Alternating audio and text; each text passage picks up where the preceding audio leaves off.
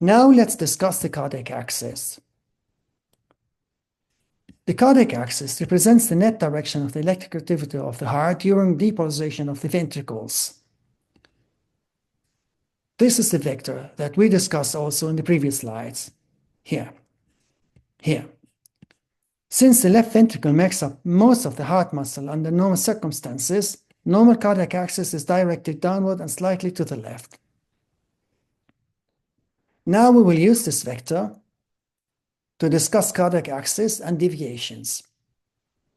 We create the circle again, remember.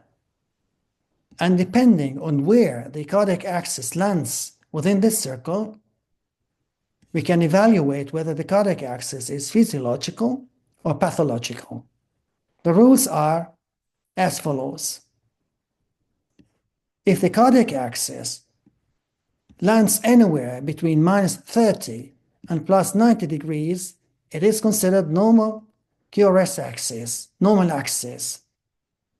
Now let's take an example of left axis deviation. In green, it's less than 30 degrees, -30 degrees. What could be the cause of left axis deviation? For instance, left ventricle hypertrophy following increased afterload, hypertension. This is the dilated cardiomyopathy, for example. In this case, the left ventricle has to work against an increased afterload.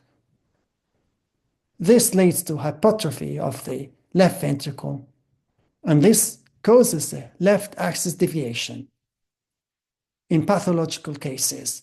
However, this could also be physiological, for instance, following intense gym activities for years. Let's take an example for the right axis deviation. It's in the blue, greater than +90 degrees. For instance, pathophysiological, right-sided heart failure, cor pulmonale, which we also discussed in details in previous parts. In this case, for instance, pulmonary hypertension. The blood backs up in the right ventricle. The right ventricle will have to develop a much higher pressure in order to exceed the pressure in the pulmonary artery. This leads to hypertrophy of the right ventricle, cor pulmonale. Then we have the extreme axis deviation between -90 and 180 degrees right here. This is rare. It's also known as northwest axis. It's a no man's land axis.